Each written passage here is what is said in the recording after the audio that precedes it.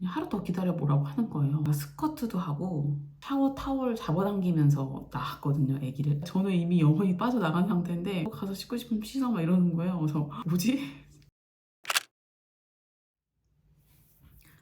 안녕하세요.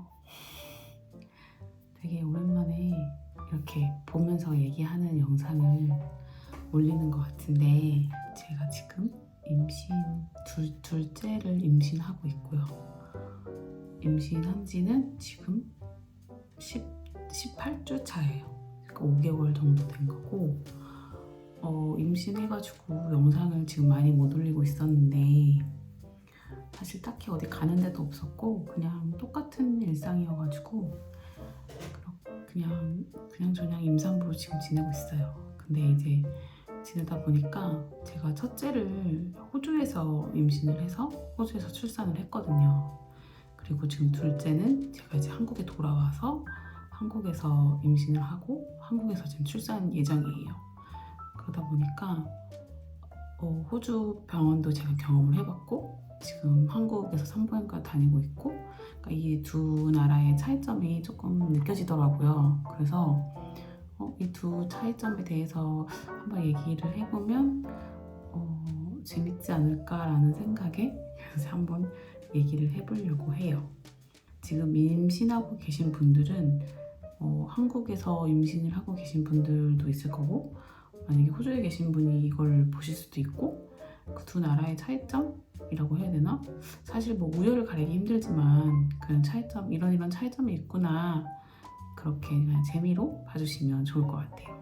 2019년도에 호주에서 출산을 했어요. 그래서 지금 이제 23년도가 됐으니까 아마 시스템이나 그런 것들이 이제 제가 했던 거랑은 조금 바뀌었을 수도 있고, 근데 어쨌든 큰 틀은 바뀌지 않았을 거라고 생각을 하거든요. 그래서 제가 경험했던 거 기반으로 얘기를 한번 해보도록 하겠습니다.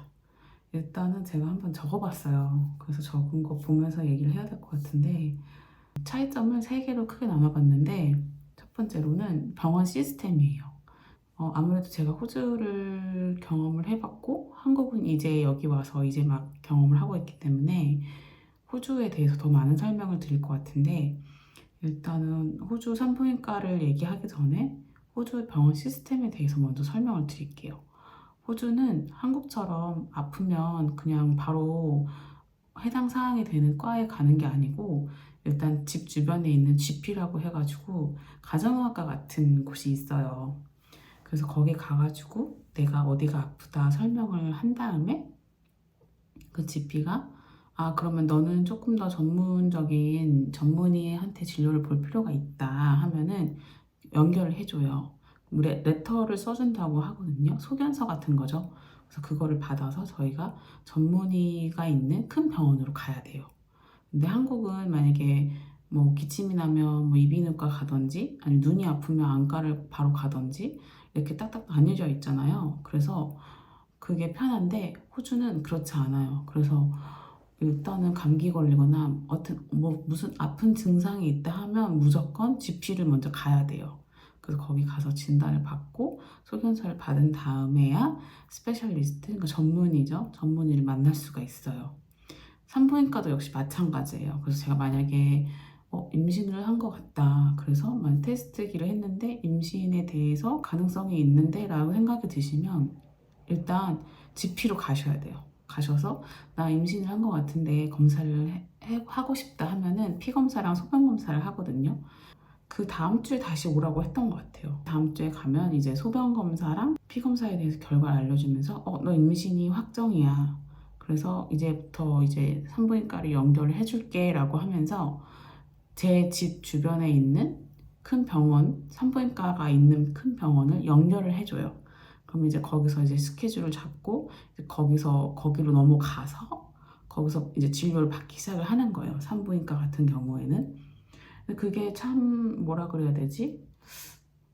그렇게 호주의 시스템이 이렇게 다이렉트가 아니니까 저는 그게 처음에 조금 불편했는데, 그냥 다니다 보니까 그렇게 사실 큰 불편함은 없었어요.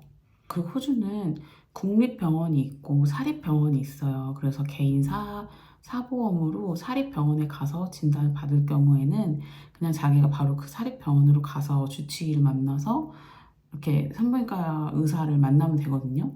저는 국립병원을 이용했기 때문에 국립병원을 기준으로 해서 이어서 계속 설명을 이어서 드릴게요. 저는 그때 이제 영주권자여가지고 메디케어 카드가 있어요. 그래서 메디케어 카드는 그러니까 의료보험 카드 같은 거예요. 그래서 그게 있으면 모든 의료 서비스가 다 무료예요. 그래서 저는 호주에서는 산부인과 다닐 때 돈이 안 들었거든요. 그래서 처음에 이제 임신 확정을 받고 나면 아기 집을 확인하러 이제 울트라사운드라고 해서 초음파를 보러 가야 돼요. 근데 그때는 이제 제가 병원이 지정이 안 돼 있을 때니까 그 주변에 있는 초음파 찍는 의료기관이 따로 또 있어요. 초음파만 전문적으로 하는. 그래서 거기 가서 아기 집을 확인을 해야 된다라고 해가지고 초음파를 찍습니다. 그러면은 그때 한 200불 조금 안 되게 돈이 나왔던 것 같아요. 그럼 그건 이제 일단 제가 사비로 결제를 하고 나머지는 이제 메디케어에서 약간 환급을 해주는 식으로 돈을 돌려받았던 것 같아요. 근데 전체 환급은 아니고 거의 한 40%를 돌려받았던 것 같아요.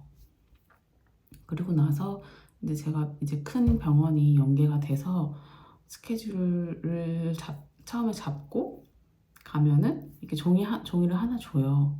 그럼 이제 매 주수마다 제가 가야 되는 그 날짜가 쫙 나와 있어요. 그러면 이제 제가 갈 수 있는 날이나 이런 거 다 체크를 한 다음에 그렇게 해서 한 40주까지는 거의 이제 딱 그 날짜로 확정이 돼요. 큰 일이 있지 않은 이상.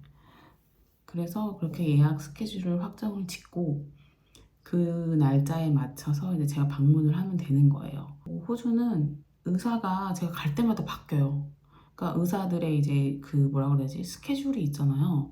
그러니까 그 한 의사가 그대로 저를 계속 보는 게 아니라 어떨 땐 여자 의사가 볼 때도 있고 어떨 땐 남자 의사가 볼 때도 있고 그리고 사람도 계속 바뀌어요. 그래가지고 처음에는 조금 좀 뭐라 그래야 되지? 좀 낯설었는데 그리고 제 상태를 계속 업데이트를 해야 되잖아요. 그 사람이 제 상태에 대해서 100% 알질 못하니까 의사들이 저랑 상담을 한 다음에 이 기록을 차트에 남겨두긴 하지만 제가 뭐 궁금하거나 뭐 불편하거나 필요한 것들이 있으면 진짜 다이렉트로 계속 얘기를 해줘야 되더라고요. 그런 부분은 조금 불편했던 것 같아요. 한국은 이제 제가 원하는 의사가 있으면 그 의사 앞으로 예약을 하면 계속 만날 수가 있잖아요. 그 사람한테. 근데 호주는 그게 아니고 제가 그냥 예약되어 있는 날짜에 가서 만나는 의사가 그날 제 주치의인 거예요. 그래서 그게 조금 낯설기도 하고 불편하기도 했지만 저는 그래도 다행히 큰 이슈는 없어서 갈 때마다 그냥 다 뭐 잘 있다 뭐 이렇게 이런 식으로 얘기하면서 넘어갔던 것 같아요. 아, 그리고 제가 하나 이슈가 있었던 게 있긴 있었구나. 제가 이 부유방이 너무 크게 부풀었어요. 지금도 뭐 그렇지만 되게 막 알갱이 진 것처럼 호두 빠갠 것처럼 이렇게 막 여러 개가 막 생긴 거예요. 그래서 전 처음에 이게 너무 놀래가지고 첫째니까 아무것도 모르잖아요. 그래서 이게 갑자기 왜 이러지? 그래서 의사한테 말했어요. 그랬더니 어, 자연스러운 현상일 수도 있는데 걱정이 되면은 초음파를 찍어보자. 그래서 초음파를 예약을 해줬어요. 그 큰 병원 안에 있는 초음파에 예약이 돼요. 그래서 그때부터는 초음파 찍는 거 다 무료예요. 초음파 보시는 분이 따로 있잖아요. 그분이 보시고 어느 정도는 얘기를 해주시는데 정확한 검사 결과는 그 다음번 방문 때 알 수 있어요. 그래서 그 다음에 이제 출산 방법에 대해서 말씀을 드릴게요. 출산 방법이 정말 다를 것 같아요. 호주랑 한국이랑. 호주가 출산하는 방법이 어떠냐면 지금 한국에서 조금 산모들이 많이들 선호한다고 볼 수 있나? 이제 자연주의 출산이라고 하죠. 그거 하시는 분들이 생각보다 많이 계시더라고요. 예전에 비해서. 그래서 자연주의 출산을 그냥 병원에서 이행한다고 생각하시면 돼요. 그러니까 호주는 제모도 안 하고 관장도 안 하고 회음부 절개도 안 해요. 그래서 이 세 개 안 하고 그냥 모든 것을 다 산모와 태아한테 맞춰서 이 출산을 하거든요. 저 같은 경우는 첫 애인데 40주가 넘었어요. 근데 보통 한국 같은 경우는 한국도 그냥 뭐 그냥 기다려보는 그 병원도 있긴 하지만 보통 웬만하면 유도분만을 하든지 아기가 너무 커지면 안 되니까 그 병 아니면 그 의사 스케줄에 맞춰서 유도분만을 하든지 뭐 원하시는 분들은 제왕절개 하든지 그렇게 하시더라고요. 근데 제가 간 병원은 40주, 41주까지도 기다려보자는 거예요. 근데 이제 저도 웬만하면 40주를 다 꽉 채워서 아기를 낳고 싶었고 자연분만을 하고 싶었어요. 그래서 그냥 그래 알겠어 서 그냥 그 호주의 병원 출산 시스템이랑 그냥 제 생각이랑 조금 잘 맞았던 것 같아요. 그런 의견들이. 그래서 결국에는 기다리다가 42주 하루 앞두고 유도분만을 할 수밖에 없었어요. 왜냐면 의료상으로도 42주를 넘기면 태아한테도 안 좋고 산모한테도 안 좋대요. 40주, 41주까지는 괜찮은데 42주가 넘어가면 좀 안 좋을 수 있다고 하더라고요. 그래서 병원에서도 42주 전에만 출산을 하자. 그래서 일단은 유도분만 날짜를 잡아놓고 집에 왔었는데 유도분만 날짜가 와서 갔더니 그냥 하루 더 기다려보라고 하는 거예요. 자궁문 열렸는데 진통 올 수도 있으니까 그냥 집에 가서 기다리라는 거예요. 그래서 하루 더 기다렸어요. 기다리다가 안 되니까 그냥 오라고 하더라고요. 그래서 갔더니 간 날 저녁부터 이제 제가 진통이 딱 와가지고 촉진제 맞고 진통도 제 진통은 진통대로 걸리고 이렇게 진짜 빨리 진행이 됐거든요. 그래서 이제 중간에 제가 무통주사 놔달라고 했는데 무통주사도 한 번에 안 놔줘요. 일단은 해피가스라고 해가지고 약간 기분 좋아지는 가스? 그거를 주입을 하려고 하더라고요. 근데 아무 소용이 없어요. 그래서 그냥 이거 빼달라고 했더니 알겠다고 해서 빼주고 나 무통주사 놔달라 했더니 이미 자궁문이 8cm가 열려가지고 못 놔준대요. 그래서 그냥 알겠다고 그래서 그냥 생짜로 놨죠. 어쨌거나 저는 무통주사 안 맞고 자연분만을 했는데 저는 그 방법을 택한 게 잘 했던 것 같아요. 저한테는 그냥 아이를 위해서 그냥 내가 조금 더 고통스럽더라도 진통을 느끼면서 낳았어야 되는 상황이었거든요. 저는 제가 막 낳으면서 이렇게 하면 얘기가 진짜 길어지는데 제가 이제 막 스쿼트도 하고 누워서 막 그 뭐라고 그러지? 샤워 타월 잡아당기면서 나왔거든요. 아기가 산도를 못 빠져나와가지고. 근데 제가 만약에 무통조사를 받고 그랬으면 거의 힘은 힘대로 다 뺀 상태에서 아마 제왕절개를 하자고 하지 않았을까. 포셉이라고 해가지고 이렇게 확 아기 청소기처럼 빨아들여서 뽑는 거 있잖아요. 그거 하던지 아니면 수술해야 된다고 그래가지고 제가 그냥 갑자기 정신이 들어서 미친 듯이 막 타월을 잡아당기면서 애를 낳았어요. 근데 이제 저는 생각해 보니까 무통주사 맞았으면 내가 수술을 했을 수도 있겠구나라는 생각은 들더라고요. 그래서 저는 아무튼 그런 자연주의적인 출산을 했던 게 좀 저한테는 잘 맞았고 그리고 제가 걱정했던 게 관장을 안 했잖아요. 관장도 안 해서 제가 막 나 똥 싸면 어떡하냐고 막 물어봤어요. 간호사한테. 그랬더니 간호사가 상관하지 말라고 우리가 다 할 거니까 너는 힘이나 주라고 막 이러는 거예요. 그냥 푸시하라고. 그래가지고 그래 그냥 나도 모르겠다 이렇게 되더라고. 나중에 너무 아프니까. 그리고 이제 회음부 절개를 안 해주잖아요. 한국은 무슨 열상주사도 놔주는 거예요. 대신에 뭘 해주냐면 그 입구에 머리가 이렇게 살짝씩 이렇게 보일 때쯤에 거즈에다가 따뜻한 물을 적셔가지고 대주더라고요. 약간 이완 작용이 잘 되게끔 계속 이렇게 따뜻한 물을 계속 대줘요.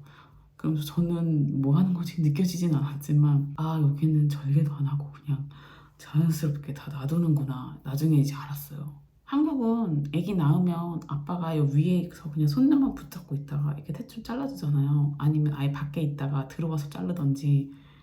근데 호주는 저 촉진제 맞을 때부터 그냥 항상 같이 있어요. 그러니까 아예 출산을 다 같이 한다고 보면 돼요. 다 같이 하는 게 그냥 옆에 서 있는 게 아니고 남편이 제 다리 밀고 막 다리 밀고 계속 받쳐주고 그러니까 남편이 거의 간호사처럼 옆에 서가지고 팔에 막 피 다 묻고 남편이 진짜 애 많이 썼어요. 제가 푸시할 때 옆에서 막 저랑 같이 다리 밀어주고 간호사랑 거의 뭐 간호사처럼 옆에서 몇 시간 동안 몇 시간이 뭐야 열 몇 시간을 그렇게 저랑 같이 있었거든요.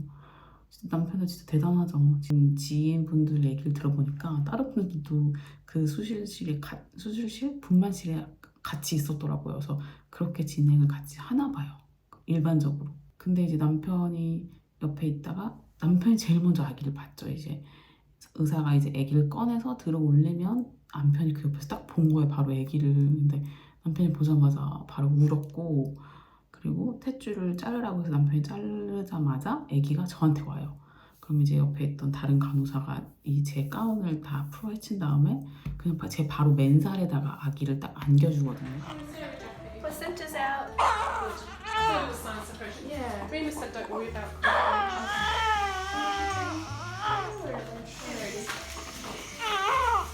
약간 그 한국은 그거 신청해야 할 수 있더라고. 캥거루 케어라고 해가지고. 근데 호주는 그냥 바로 캥거루 케어 해줘요. 뭐 신청하고 이런 게 없고 그냥 무조건 나오지가 않는데 주사기로 어떻게든 초유 한두 방울 계속 짜내더라고요. 나오는지 안 나오는지도 모르겠는데, 그러니까 제 그 전 냄새를 맡게 해주는 것 같아요. 그래서 아기가 눈도 감고 아무것도 못 찾는 상태에서 그냥 냄새로 이거를 느낄 수 있게끔 이걸 이렇게 입에 대주더라고요. 한동안 제가 좀 안고 있었고, 이렇게 후처치 할 동안 아기를 계속 안고 있다가 후처치가 끝나갈 때쯤에 이제 간호사가 아기를 데려가서 이제 아기 다 이제 정상적으로 되어 있는지 뭐 손가락, 발가락 체크하고 눈, 코, 입 체크하고 뭐 귀 체크하고, 예, 그러고 나서 예방 접종이라고 하죠. 낳자마자 맞는 예방 접종을 한 다음에 저랑 네임택 같은 거를 이제 딱딱 채워줘요. 저 하나, 아기 하나 이렇게 채워준 다음에 아기 그 뭐라고 해야 되지? 신생아들 넣는 그 바스켓 있잖아요. 밖에 달린 거 있어요. 밀고 가는 그런 카트라고 해야 되나? 베드가 있는 카트. 거기다 신생아를 넣어 주는데 이제 그 사이에 저한테는 너 이제 가서 씻으라는 거예요. 씻고 싶으면 그 분만실 안에 샤워실이 있거든요. 근데 지금 다리가 내 맘대로 움직이지 않고 뭐라 그래야 돼?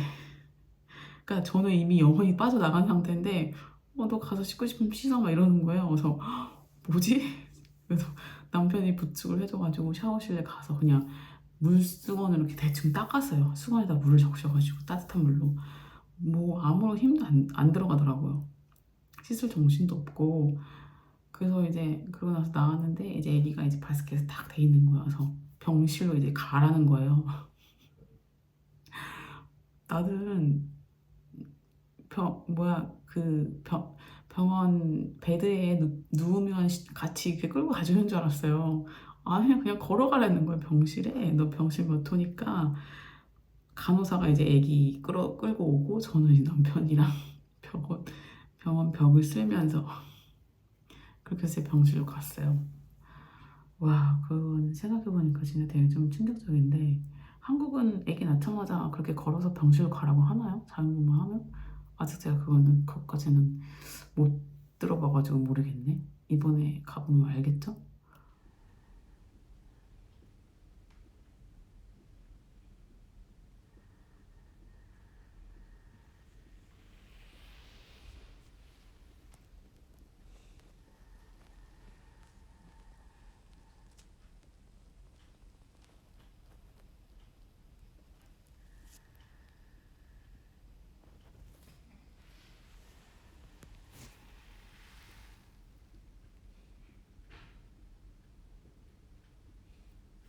그리고 또 이게 가장 큰 차이점이 출산 후 관리가 진짜 큰 차이점인 것 같아요.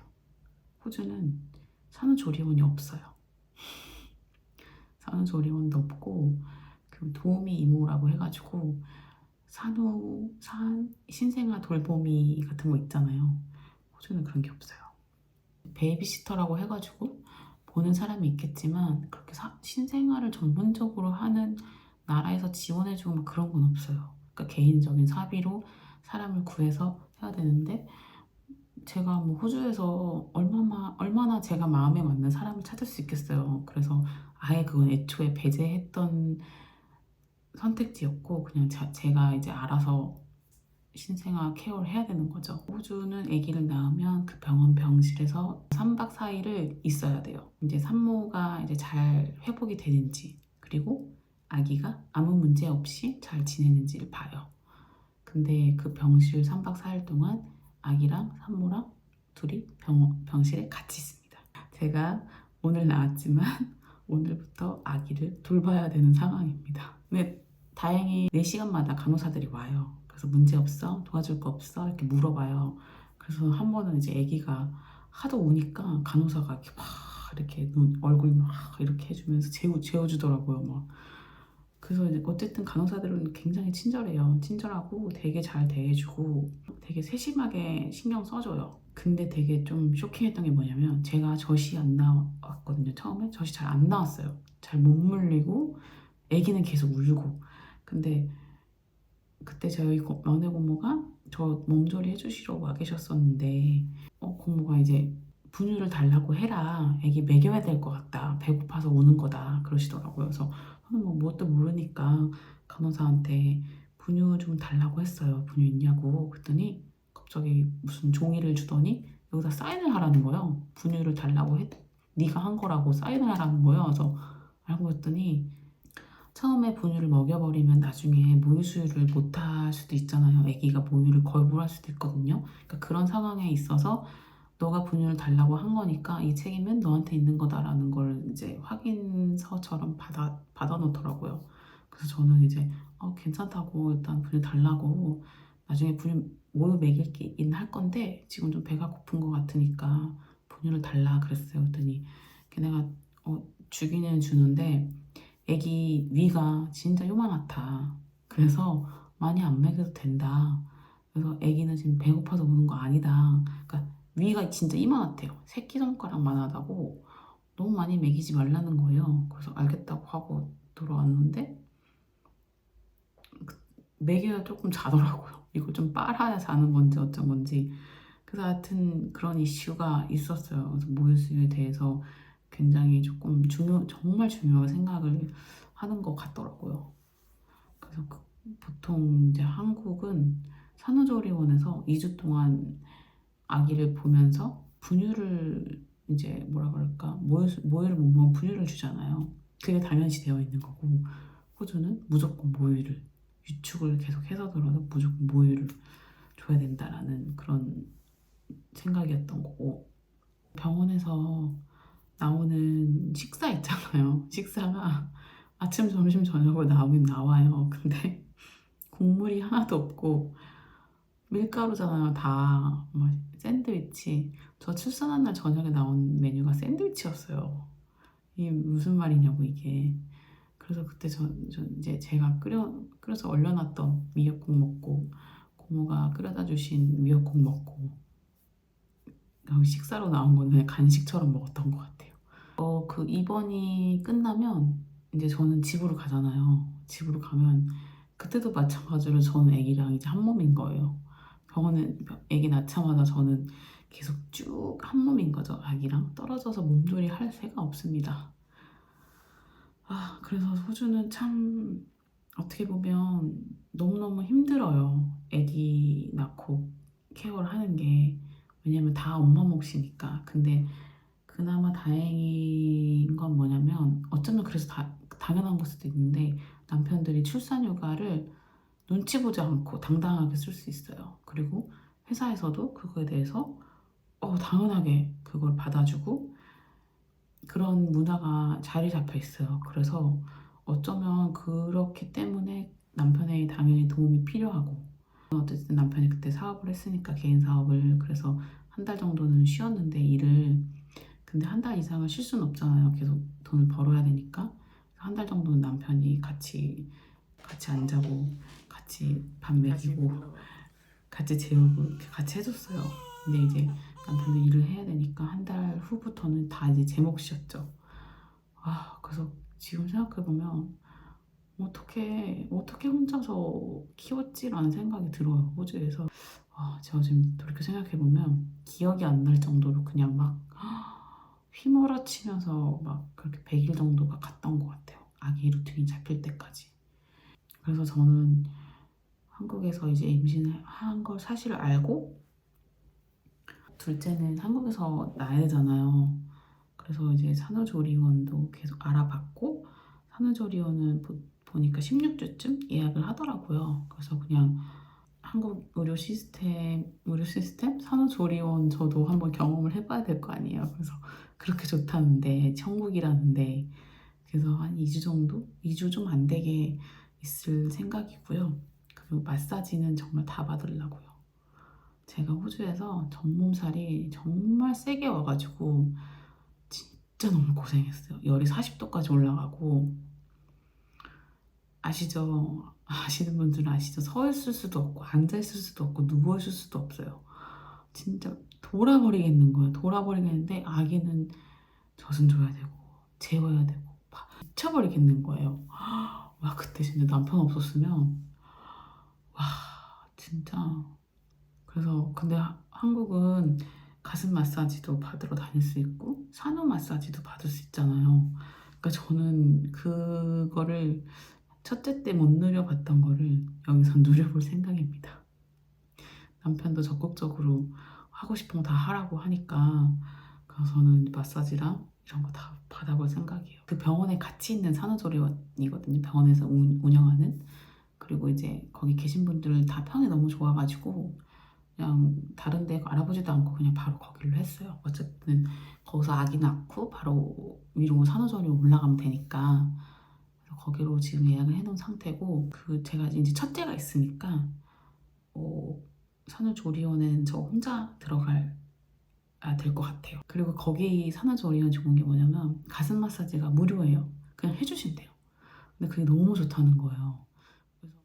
그래서 맞아. 여기는 모자동실이 아니잖아요. 그쵸? 그냥 그 딱 정해진 시간만 모자동실을 할 수 있더라고요. 근데 저는 사실 힘들긴 했지만 호주에서 딱 낳자마자 모자동실 했던 게 전 되게 좋았어요.